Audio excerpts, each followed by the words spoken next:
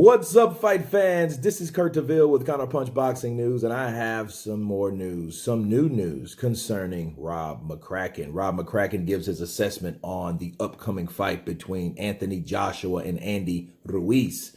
He had this to say. He says he's motivated. It's a challenge mentally and technically. He says he's been in the best mood in camp for a while. He's laughing, he's joking. He's also knows that if he does everything right, he'll win. But there is no room for error, okay? So Mccraken went on to say, he talks about Ruiz a little bit in this article. He says Ruiz has good ability. He can measure the distance. He knows how to defend. He got a half decent jab, and he has good timing and speed. Ruiz is an underrated world-class fighter, but if you've got the height and the reach like Joshua, you must use it. The minute you don't, you're open to a quick, powerful hooks off these heavyweights, and Ruiz is one of the best. Now, me counterpunching Rob Mccraken.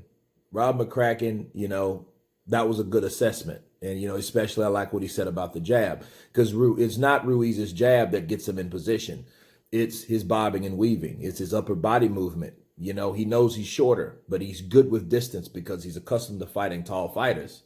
So when he uses the jab, and you notice he kind of throws the jab as a rangefinder to see how far or how close he is to that fighter, okay? And then when he gets in position, if he can bob under a jab or a hook or whatever, a right hand, that's what he's doing. And then he's a hooker. So, Ruiz is a guy that loves the hook. He's Mexican. What can he say? That's the tradition. Tradición. So he knows how to take a hook. He knows how to throw a hook. And I think he's one of the best punch placement heavyweights that we have, And also, I like how he's saying he's an underrated world-class fighter. He is.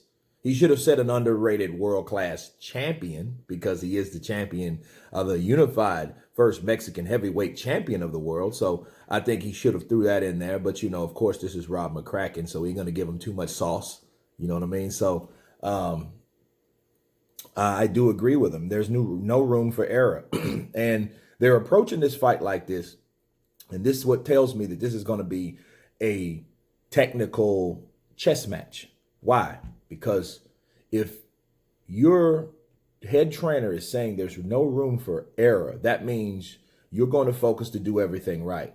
You're not really going to engage in useless interactions, exchanges, So he's not going to really be exchanging a lot of punches with Andy Ruiz. But what's going to happen, he's going to have to. And knowing Anthony Joshua, if he hears the crowd boo because he's just boxing, he's going to want to engage. Okay, he's not that type of fighter that went from fighting Klitschko and had a drug-out fight with him and he comes out the victor. He's not going to turn into an Erislandy Lara overnight. You know what I mean? And be comfortable with doing so.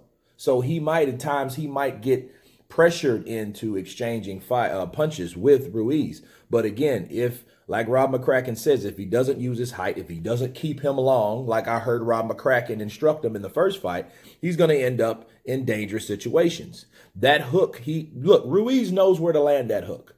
He knows I can get Joshua with a temple shot. He knows that is his pressure point area. And when you start getting knocked out or getting hurt in the same area, it's just easier the next time to hurt someone in the same area.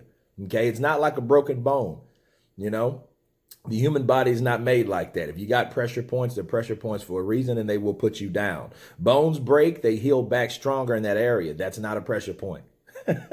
So Rob Mccraken knows he has to fight smart. Okay, no room for error, meaning none of the shit he did in the third round, because that's what got him in this whole situation anyway, But it was probably a good thing, because with $85 million on top of a dancing partner, because all these other fighters, Deontay Wilder, Tyson Fury, they're all infatuated with each other, right? They didn't want to get any money. They didn't want to get paid because we don't see them making nothing. Fury's making a little something, right? Well, he's making a lot of something. but Wilder's making $3 million his last fight guarantee. Okay, so let's be real. You know, he got a dancing partner, from this fight. He has a challenge and he has a goal because he wants his belts back. So Rob Mccraken, he said a lot in this, and normally it's kind of uncanny for Rob McCracken to actually say anything regarding Anthony Joshua like this. So this was a good article to read. It's a good read. I won't read it all. I'm going to leave that up to you guys, but I will leave the link below. You guys tell me what you think about Rob McCracken's comments, that there is no room for error. Of course, please subscribe. And you guys been Counterpunch. Peace.